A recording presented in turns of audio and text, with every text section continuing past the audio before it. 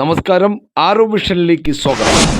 ഇസ്രായേലും അമേരിക്കയും ചേർന്ന് ഇറാനെ ആക്രമിച്ചു തുടങ്ങിയെങ്കിലും ഇപ്പോൾ സംഭവങ്ങൾ കൈവിട്ടു പോകുന്ന ഒരു സ്ഥിതിയിലേക്ക് എത്തിയിരിക്കുന്നു എന്നാണ് വിലയിരുത്തപ്പെടുന്നത്. കാരണം ട്രംപ് ഉദ്ദേശിച്ച പോലെ കാര്യങ്ങൾ നീങ്ങുന്നില്ല എന്നുള്ളത് തന്നെയാണ്.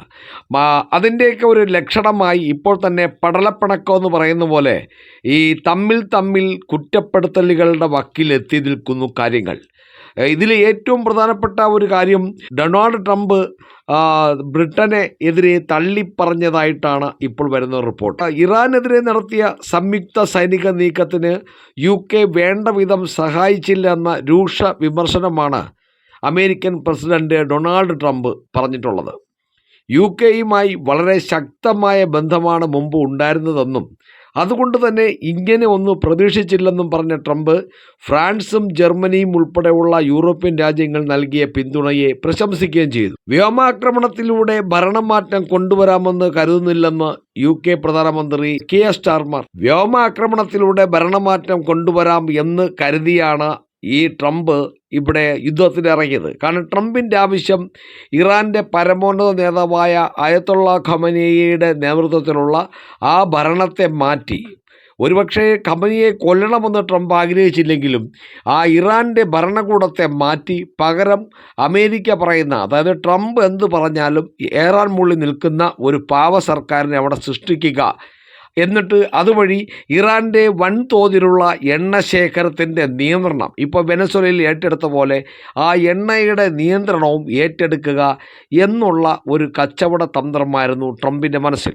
പ്രത്യേകിച്ചും എണ്ണ വ്യാപാരം എല്ലാം ഡോളറിലാവണമെന്നതാണ് ട്രംപിൻ്റെ ആഗ്രഹം. എന്നാലേ മാത്രമേ ഡോളറിന് ഒരു മൂല്യവും ഉണ്ടാവുള്ളൂ. അപ്പോൾ ഇപ്പോൾ തന്നെ ഇറാൻ്റെ എണ്ണ ഏറ്റവും കൂടുതൽ വാങ്ങിച്ചുകൊണ്ടിരിക്കുന്നത് ചൈനയാണ്. ചൈനയാവട്ടെ അവിടെ ചൈനീസ് കറൻസിയിലാണ് ഇപ്പോൾ വിനിമയം നടത്തിക്കൊണ്ടിരിക്കുന്നത്. ഡോളറിൻ്റെ വളർച്ചയ്ക്ക് അത് സഹായകരമല്ല എന്ന് ട്രംപിനറിയാം. അപ്പോൾ ഈ എണ്ണ വ്യാപാരം മുഴുവൻ ഡോളറിന് കീഴിലായണം, അല്ലെങ്കിൽ ഡോളറിലായിരിക്കണം എന്നെങ്കിൽ മാത്രമേ ഡോളറിനും ഈ അന്താരാഷ്ട്ര തലത്തിൽ എന്നും തലയെടുപ്പോടെ നിൽക്കാൻ പറ്റുള്ളൂ.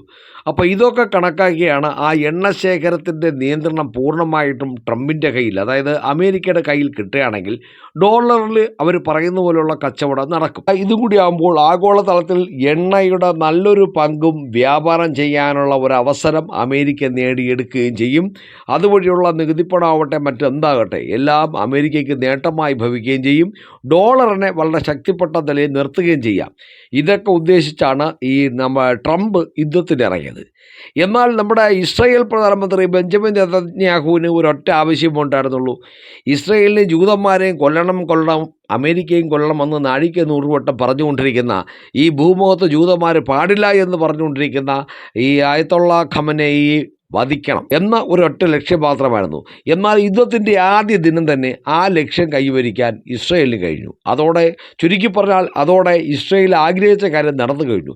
പിന്നെ ഇസ്രായേൽ ആഗ്രഹിക്കുന്നത് ഇവർ എന്തൊക്കെ ആയുധങ്ങൾ കണ്ടുപിടിച്ചാലും എന്തൊക്കെ ആയുധങ്ങൾ ഉണ്ടാക്കിയാലും, അണുവായുധങ്ങളാകട്ടെ, ബാലിസ്റ്റിക് മിസൈലാകട്ടെ, ക്രൂയിസ് മിസൈലാവട്ടെ, എന്തു തന്നെ ആയാലും അതെല്ലാം ഉന്നം വയ്ക്കുന്നത് ശത്രുവിനെയാണല്ലോ. ആ ശത്രു, ഇറാൻ്റെ ശത്രു എന്ന് പറയുന്നത് ഇസ്രായേലാണ്.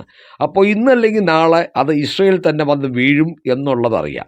ഇസ്രായേൽ ജനതയ്ക്ക് എതിരെ പ്രയോഗിക്കാനാണ് ഇറാൻ ഇതെല്ലാം കണ്ടുപിടിക്കുന്നത്, അണുബോംബ് ഉൾപ്പെടെ എന്നുള്ളത് ഇസ്രായേലിനറിയാം. അതുകൊണ്ടാണ് നെതന്യാഹു ഇങ്ങനൊരു ആക്രമണത്തിന് നെതന്യാഹു പദ്ധതിയിട്ടത്. ഇനിയിപ്പോൾ അയതൊള്ള ഖമനേയിയെയും സംഘത്തെയും ആദ്യ ദിനം തന്നെ വധിക്കാൻ കഴിഞ്ഞു, അതിൽ വിജയിച്ചു. ഇനിയിപ്പോൾ നെതന്യാഹു പറയുന്നത് ഈ ബാലിസ്റ്റിക് മിസൈൽ ശേഖരം അതുകൂടി തകർക്കും എന്ന രീതിയിലാണ്. അതെവിടെ ഒളിപ്പിച്ച് വെച്ചാലും അതിനെയെല്ലാം തകർക്കും എന്ന രീതിയിലാണ് മുന്നിട്ടിറങ്ങിയിരിക്കുന്നത്. അപ്പോൾ ഇതിനിടയിൽ പല മിസൈൽ വിക്ഷേപണ കേന്ദ്രങ്ങളും തകർക്കാൻ ഇവർക്ക് കഴിഞ്ഞിട്ടുണ്ട്, ലോഞ്ചറുകളൊക്കെ തകർത്തിട്ടുണ്ട്. ഇപ്പോൾ ട്രംപിൻ്റെ ആവശ്യം മാത്രമാണ് നടക്കാത്തുള്ളത്. കാരണം ഇങ്ങനൊരു ഭരണമാറ്റം ഉണ്ടാകാൻ സാധ്യതയില്ല എന്ന് നമ്മുടെ ബ്രിട്ടീഷ് പ്രധാനമന്ത്രി കിയർ സ്റ്റാർമറിന് മനസ്സിലായി. അത് അദ്ദേഹത്തിന് മാത്രമല്ല, ലോകത്ത് പല രാജ്യങ്ങൾക്കും മനസ്സിലായി. ആകാശത്തിന് ബോംബിട്ടത് കൊണ്ട് മാത്രം അവിടെ ഒരു ഭരണമാറ്റം സംഘടിപ്പിക്കാൻ സാധിക്കില്ല എന്ന്.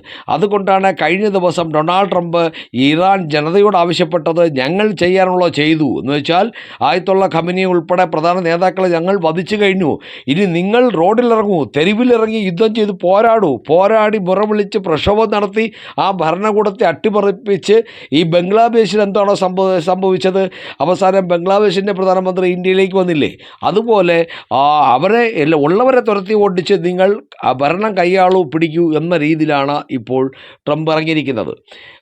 പ്രസ്താവന നടത്തിയതും അപ്രകാരമാണ്. അതായത് ട്രംപ് ചെറുതായിട്ട് പരാജയം മണത്ത് തുടങ്ങി എന്നുള്ളതാണ്. മാത്രമല്ല ഇറാൻ്റെ ആക്രമണം ഒരുവിധം ഇപ്പോൾ തന്നെ അമേരിക്കൻ കപ്പലുകൾക്ക് നേരെയുള്ള ആക്രമണം വന്നു കഴിഞ്ഞു. അപ്പോൾ ഇനി കൂടുതൽ യുദ്ധം നീണ്ടുപോയാൽ കുറേയൊക്കെ ഒരു ഭാഗത്ത് നമ്മുടെ ട്രംപിനും നേരിടാൻ സാധ്യതയുണ്ട്, ഇസ്രയേലിനും നേരിടാം. ഒരുപക്ഷെ ഇറാൻ തകർക്കപ്പെടുമായിരിക്കാം.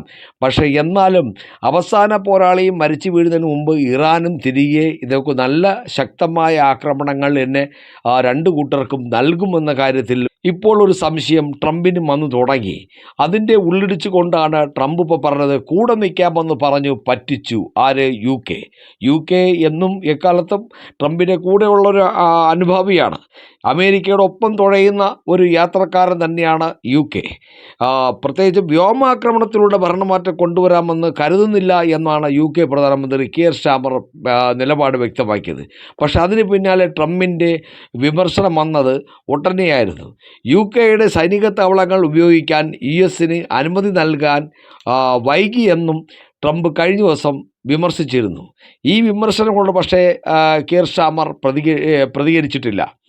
ട്രംപിൻ്റെ വാദങ്ങളെ തള്ളിയ ശേഷം UK മന്ത്രി ഡാരൻ ജോൺസ് ഈ ബന്ധത്തിൽ ഉലച്ചിൽ സംഭവിച്ചിട്ടില്ലെന്നും US സേനയെ UK പിന്തുണയ്ക്കുന്നുണ്ടെന്നും പറഞ്ഞു.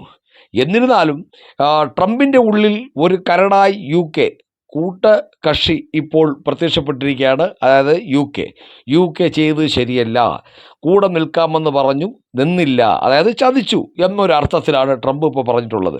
ഏതായാലും യുദ്ധം നീണ്ടുകൊണ്ട് പോകുന്നത് രാജ്യത്തിൻ്റെ തന്നെ പല രീതിയിലുള്ള ഭീഷണിയാണ്. പ്രത്യേകിച്ച് ഇന്ത്യയും അതുപോലെ ചൈനയൊക്കെ വളരെയേറെ ബാധിക്കുന്ന ഒരു കാര്യമാണ്. മാത്രമല്ല ഇറാൻ ഹോർമുസ് കടലിടുക്ക് ക്ലോസ് ചെയ്തതോടുകൂടി അതുവഴിയുള്ള എണ്ണ വ്യാപാരം കുത്തനെ കുറഞ്ഞിരിക്കുകയാണ്.